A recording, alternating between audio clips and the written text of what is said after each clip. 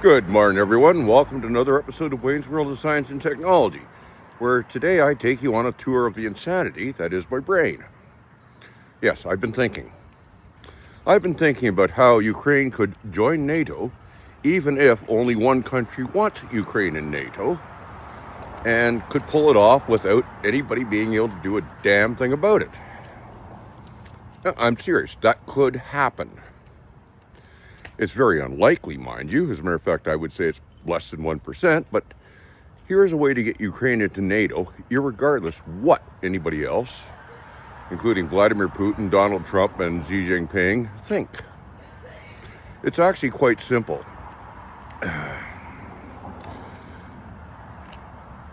The idea right now is that Ukraine as a nation state would not be allowed into NATO.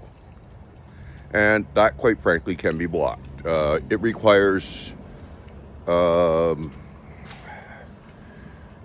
the membership to agree. That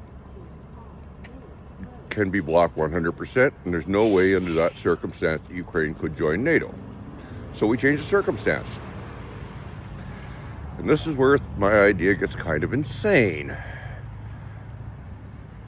Many of you have heard me refer to Canada as an empire. Canada contains over 630 internal nations.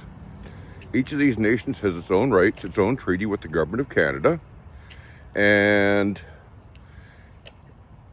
basically, if you're my pronunciation's going to hell.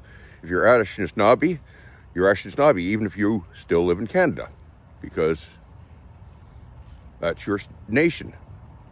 But you're also a citizen of Canada, because Canada is an empire. So here's the trick. What if Ukraine asked for admission into Canada? We already have 2 official languages and about 3 dozen unofficial languages. When I say 3 dozen unofficial, you can use legally any of the indigenous languages. It just isn't done very often because the indigenous population is relatively small compared to the rest of us. But you can use any of them. So we turn around, make Ukrainian another national language in Canada, make Ukraine another nation within Canada, and Ukraine, under the treaty we set up the treaty in such a way that Ukraine keeps all of its current capabilities, including its military, under its own control. Yes, we can do that. That would mean that Canada would have a piece of mainland Europe. Okay, yeah, there's that. Or you could say that Ukraine now has a piece of mainland North America. Your choice. It would not be a big deal from one point of view. Oh, the number of people involved would be, but you have to understand there's already a lot of Ukrainians living in Canada. We've taken in Ukrainian immigrants for years, and we took in a lot of refugees after the war got hot in 2022. So it's not that big of a deal from one point of view. Another point of view is, as I said, Canada is an empire. We are used to working divided. Having another division within us is not going to be a big deal. And quite frankly, it's not even going to add that much extra land to Canada because, well, we've got 4 provinces that are bigger than Ukraine. So having an extra country join that's as big as Ukraine is, again, not a huge deal. It's not as if it's going to triple our territory. As a matter of fact, it's going to make very little difference to our territorial size. It's going to add a strong, high-tech economy. When I say strong, I've been looking at the Ukrainian numbers, and quite frankly, for a country that's in the middle of a war and it's getting bombed daily, those numbers look just really, really good. They're holding up far better than the Western press would let you believe.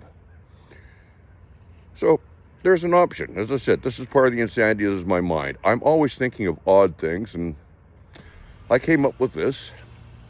No, I don't think it's going to happen. I don't think it would be considered acceptable by anybody in Ukraine.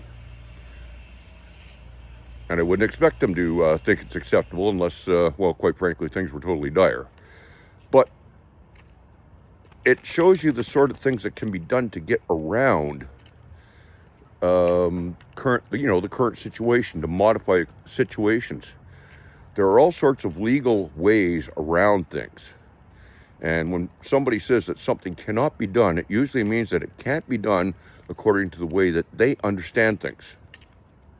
So, this is the way my mind works. I start working on a problem, I come up with an answer. It may not be a good answer. As a matter of fact, I have no doubt this is one that's going to cause people to laugh all over the place. I don't give a damn. I play with ideas anyways. It's just the way I work. Anyways, that's it for this morning. Have a nice day, folks. Like, share, subscribe, and all that guff if you got something good out of it. And if you really want to piss off Putin and Trump, share this. Really share it. I'm sure they'd love it. Have a good day. Bye-bye.